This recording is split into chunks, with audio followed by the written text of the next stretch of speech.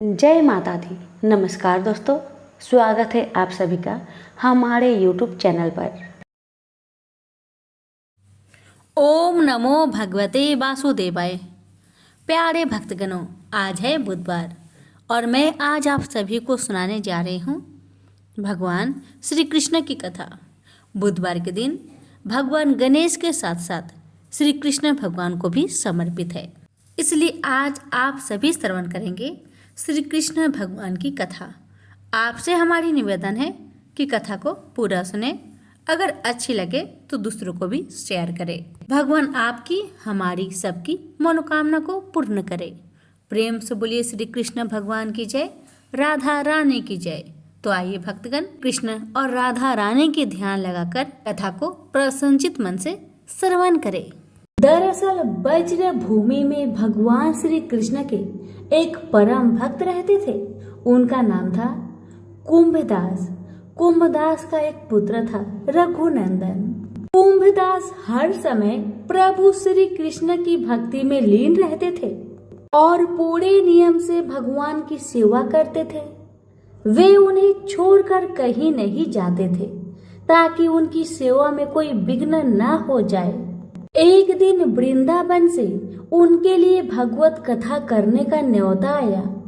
पहले तो उन्होंने मना कर दिया, लेकिन लोगों के जोर देने से वे कथा के लिए जाने को तैयार हो गए। उन्होंने सोचा कि भगवान की सेवा की तैयारी करके वे रोजाना कथा करके वापस लौट आएंगे, जिससे भगवान का सेवा नियम भी नहीं टूटेगा।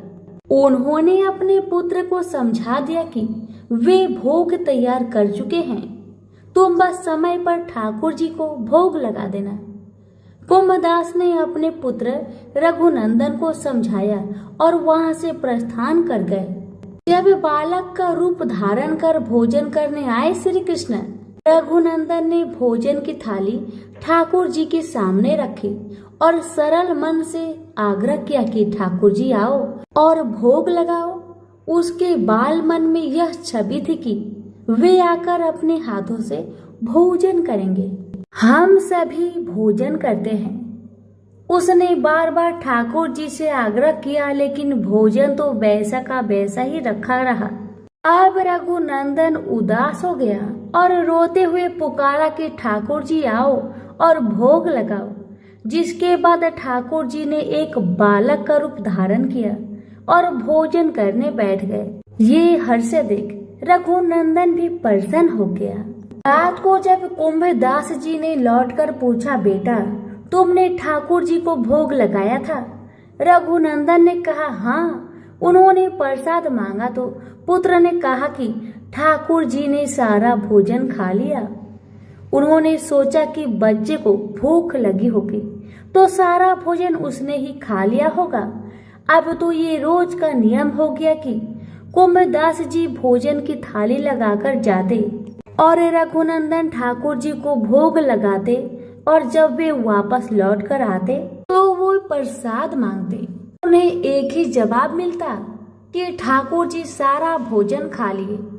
कुंभदास जी को अब लगने लगा कि पुत्र झूठ बोलने लगा है। कुंभदास ने एक दिन लड्डू बनाकर थाली में सजा दिए और छिपकर देखने लगे कि बच्चा क्या करता है। रघुनंदन ने रोज की तरह ही ठाकुर जी को पुकारा तो ठाकुर जी बालक के भेष में प्रकट होकर आए और लड्डू खाने लगे। यह देखकर कुंभदास जी दौड़ते हुए आए और प्रभु के चरणों में गिरकर विनती करने लगे। उस समय ठाकुर जी के एक हाथ में लड्डू और दूसरे हाथ वाला लड्डू मुख में जाने को ही था कि वे जर हो गए। उसके बाद से ही उनकी इसी रूप में पूजा की जाती है और वे लड्डू गोपाल कहलाए जाने लगे। प्रेम से बोलिए लड्डू गोपाल की जय। वृंदावन की एक गोपी रोज दूध दही बेचने मथुरा जाती थी। एक दिन ब्रज में एक संत आए। गोपी भी कथा सुनते गए। संत कथा में कह रहे थे, भगवान के नाम की बड़ी महिमा है। उनके नाम से बड़े बड़े संकट टल जाते हैं। प्रभु का नाम तो भव सागर से तारने वाला है। यदि भव सागर से पार होना है तो भगवान का नाम कभी मत छोड़ना।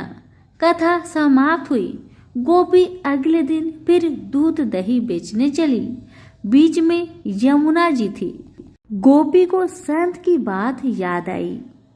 संत ने कहा था, भगवान का नाम तो भव सागर से पार लगाने वाला है। गोपी ने सोचा, जिस भगवान का नाम भव सागर से पार लगा सकता है, तो क्या उन्हीं भगवान का नाम मुझे इस साधारण सी नदी से पार नहीं लगा सकता? ऐसा सोचकर गोपी ने मन में भगवान का नाम आश्रय लिया और भोली भाली गोपी यमुना जी की ओर बढ़ गई। अब जैसे ही यमुना जी में पैर रखा तो लगा मानो जमीन पर चल रही है, और ऐसे ही सारी नदी पार कर गई। नदी पार कर वह बहुत प्रसन्न हुई और मन में सोचने लगी कि संत ने तो ये बड़ा अच्छा तरीका बताया पार जाने का। अब तो रोज रोज नाविक को पैसे भी देने नहीं पड़ेंगे। एक दिन गोपी ने सोचा कि संत ने मेरा इतना भला किया, मुझे उन्हें खाने पर बुलाना चाहिए। अगले दिन गोपी जब दही बेचने गई, तब संत से घर में भोजन करने को कहा। संत तैयार हो गए। अब बीच में फिर यमुना नदी आई। संत नाविक को बुलाने लगे तो गोपी बोली, बाबा नाविक को क्यों बुला रहे हैं? हम तो ऐसे ही यमुना जी में चलेंगे। संत बोले, गोपी कैसी बात करती हो? यमुना जी को ऐसे कैसे पार करोगे? गोपी बोली, बाबा आपने ही तो रास्ता बताया था। आपने कथा में कहा था कि भगवान का नाम आश्रय लेकर भव सागर से पार हो सकते हैं। तो मैंने सोचा, जब भव सागर से पार हो सकते हैं तो यमुना जी से पार क्यों नहीं हो सकते? और मैं ऐसा ही करने लगी, इसलिए मुझे अब नाव की जरूरत नहीं पड़ती। संत को विश्वास नहीं हुआ। संत बोले, गोपी तू पहले चल, तुम्हारे पीछे मैं चलूंगा। गोपी ने भगवान का आश्रय लिया और जिस प्रकार रोज जाती थी वैसे ही यमुना जी को पार कर गई। अब जैसे ही संत ने यमुना जी में पैर रखा तो झपाक से पानी में गिर गए। संत को बड़ा आश्चर्य हुआ। जब गोपी ने देखा कि संत तो पानी में गिर गए हैं, तब गोपी वापस आई और संत का हाथ पकड़कर चली। तो संत भी गोपी की भांति ही ऐसे चले जैसे जमीन पर चल रहे हो। संत तो गोपी के चरणों में गिर पड़े और बोले, गोपी तू धन्य है।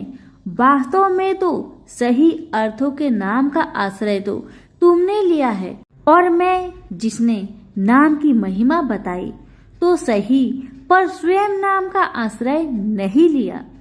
सच में मित्रों, हम भगवान का नाम जप एवं आश्रय तो लेते हैं, पर भगवान नाम में पूर्ण विश्वास एवं श्रद्धा नहीं होने से हम इसका पूर्ण लाभ प्राप्त नहीं कर पाते।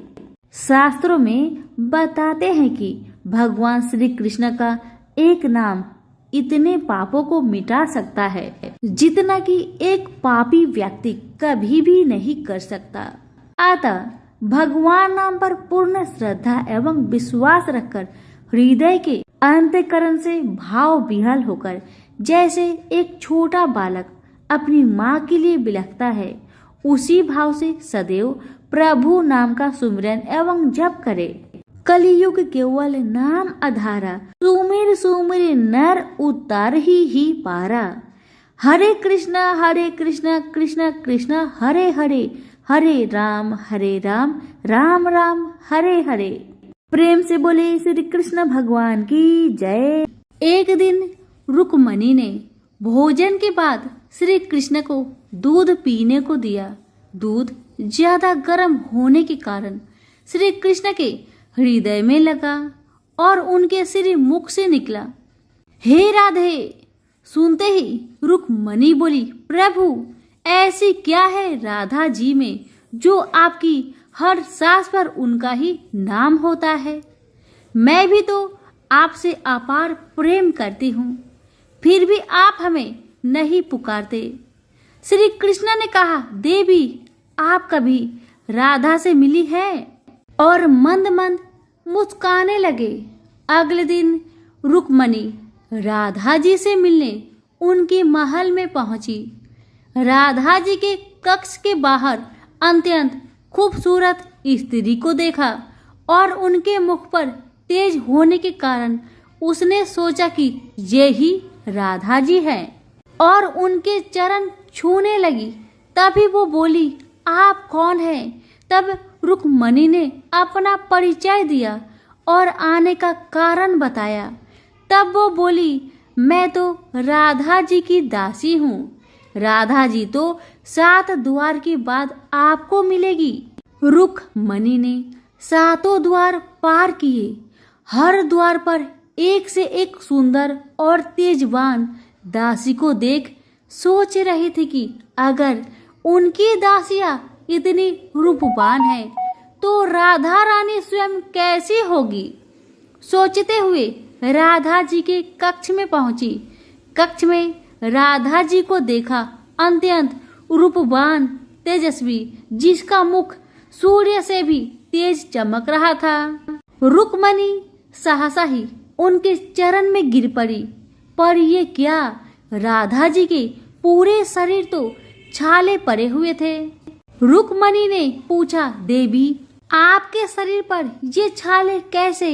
तब राधा जी ने कहा, देवी कल आपने श्री कृष्ण जी को जो दूध दिया वो ज्यादा गर्म था, जिससे उनके हृदय पर छाले पड़ गए और उनके हृदय में तो सदैव मेरा ही वास होता है।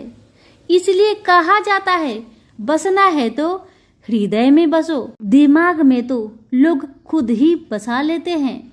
सभी प्रेम से बोले, राधा रानी की जय हो, श्री कृष्ण भगवान की जय हो। श्री कृष्ण के लीला काल का समय था।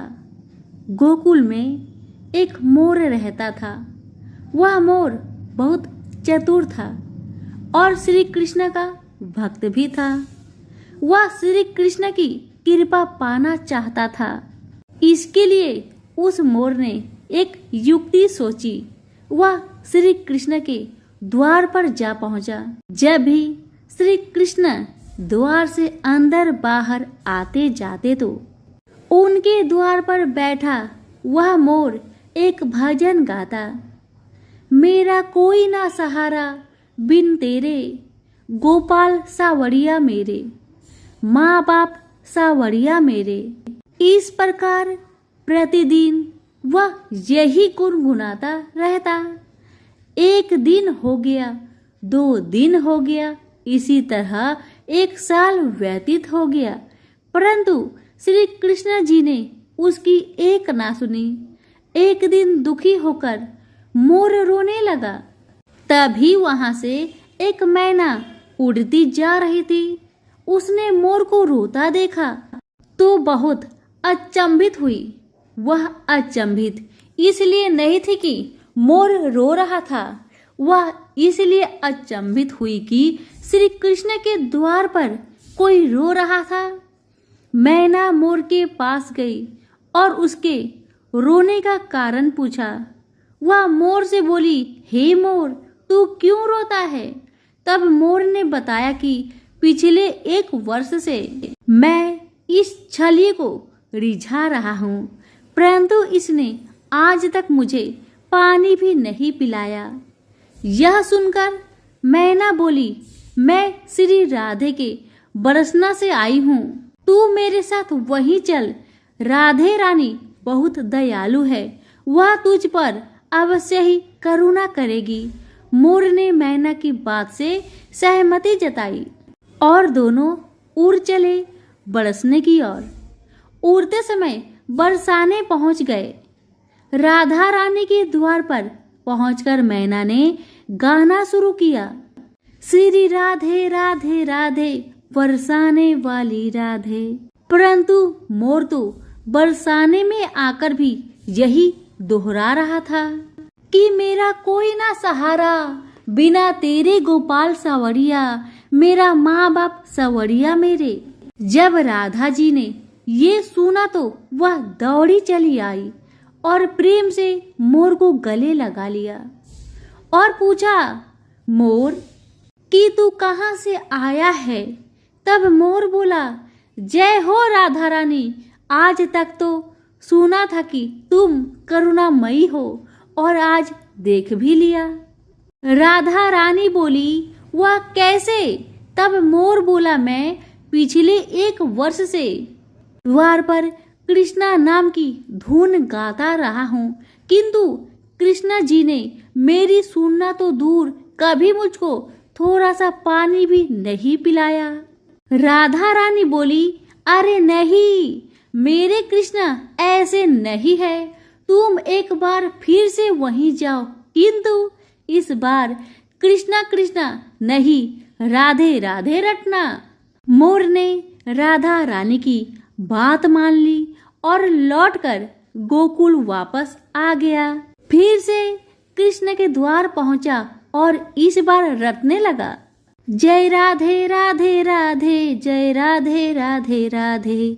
जब श्री कृष्ण जी ने ये सुना तो भागते हुए आए और उन्होंने मोर को प्रेम से गले लगा लिया और बोले, हे मोर, तू कहाँ से आया है? यह सुनकर मोर बोला, वाह रे छलिए, जब 1 वर्ष से तेरे नाम की रट लगा रहा था तो कभी पानी भी नहीं पूछा, और आज जब राधे राधे बोला तो भागता हुआ आ गया। कृष्णा बोले, अरे बातों में मत उलझा, पूरी बात बता। तब मोर बोला, मैं पिछले 1 वर्ष से आपके द्वार पर यही गा रहा हूँ, मेरा कोई ना सहारा बिना तेरे, गोपाल सावड़िया मेरे, माँ बाप सावड़िया मेरे, किंतु आपने कभी ध्यान नहीं दिया। तब मैं बरसाने चला गया। इस प्रकार मोर ने समस्त कहानी श्री कृष्ण जी को कह सुनाया। तब श्री कृष्ण जी बोले, मैंने तुझको कभी पानी नहीं पिलाया, यह मैंने पाप किया, और तूने राधा का नाम लिया, यह तेरा सौभाग्य है। इसलिए मैं तुझको वरदान देता हूँ कि जब तक यह सृष्टि रहेगी तेरा पंख सदैव मेरे शीश पर विराजमान होगा, और जो भी भक्त राधा का नाम लेगा वो भी सदा मेरे शीश पर रहेगा। अतः श्री कृष्ण के भक्त प्रेमियों, यदि श्री कृष्ण का सानिध्य चाहिए तो प्रेम से कहिए, जय राधे राधे राधे, जय राधे राधे राधे।